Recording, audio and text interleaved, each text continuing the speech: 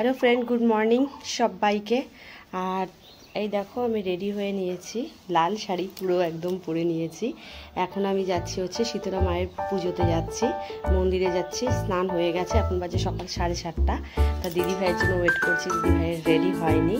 আর সব কিছু তো তোমাদেরকে দেখাচ্ছি, আমি সব ফল টল রেডি করেছি। ওখানে যাব, ফল দিব, তেল সিঁদুর দিব ঠাকুরকে, তারপরে আসবো। তা তোমাদের মায়ের মুখটাও দেখাবো, মাকেও দেখাবো, সব দেখাবো, ঠিক আছে? সাথে থাকো। মন্দিরে যাওয়ার জন্য ফলগুলো নিয়ে নিয়েছি। তোমার হচ্ছে এই যে তরমুজ নিয়েছি, ডাব নিয়েছি, তারপরে হচ্ছে তোমার মিষ্টি নিয়েছি, যেটা মানে শীতলা মাকে ঠান্ডা রাখে। এই যে মিষ্টিটা নিয়েছি, সন্দেশ নিয়েছি, আর ফল নিয়েছি, ফুল মানে ধূপকাঠি, সিঁদুর, আলতা যেগুলো নেয় ওগুলো নিয়েছি। এখন হচ্ছে আমি যাব, আর এটা পুরো ভারী হয়েছে, নিতে একটু কষ্ট হবে।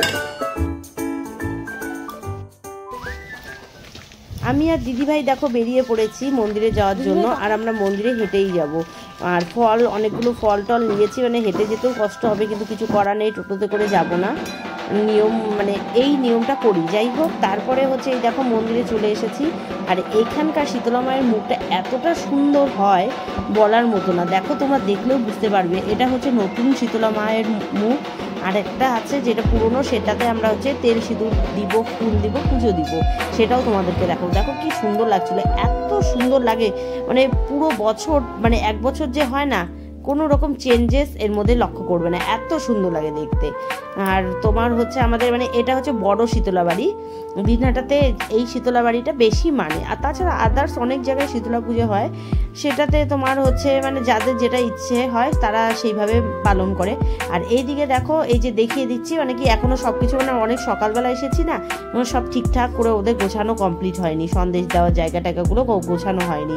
তা আর আমি হচ্ছে আজকে শর্টকাটে হচ্ছে তোমার এদিক দিয়ে মন্দিরে হচ্ছে পুজো দিয়ে দিয়েছি। মন্দিরে তো নয়, বাইরে যে শীতলা মাকে রেখেছে তাকে পুজো দিয়েছি শর্টকাট ভাবে। আর যদি 2 নাম্বারই করে না দিতাম তাহলে অবস্থা হতো সেই রকম। তারাও তোমাদেরকে দেখাচ্ছি কতটা বড় লাইন হয়েছে, মানে অনেক বড় লাইন হয়েছে। এই যে দেখছো, এটা হচ্ছে পুরনো শীতলা মা। আর এখানে সবাই দিচ্ছে মানে জল, ফুল, সব তেল সিঁদুর এগুলো দিচ্ছে। আর এখান থেকে লম্বা লাইন তোমাদেরকে দেখাচ্ছি, কতটা দূর লম্বা লাইন। আর রোদও উঠে গেছে, সকাল 7:30 বাজে, কে বলবে এতটা রোদ উঠেছে আর এতগুলো লাইন, মানে এত বড় লাইন হয়ে গেছে। এইদিকে দেখো, দাঁড়াও তোমাদেরকে জুম করে দেখাচ্ছি কতটা দূরে, ওই দিকে দেখো। তারপরে হচ্ছে আমার বরের প্রিয় জিনিস, সেটা হচ্ছে আকরি।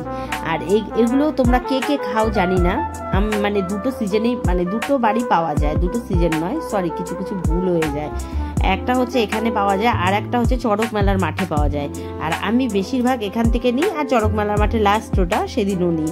এইদিকে দেখো এখন নিয়ে নিচ্ছি, দেখো আমার বর খুব ভালোবাসে। আর আমার আর দিদিভাইয়ের একদম সিঁদুর খেলাও কমপ্লিট, সবার সিঁদুর খেলাও হয়ে গেছে।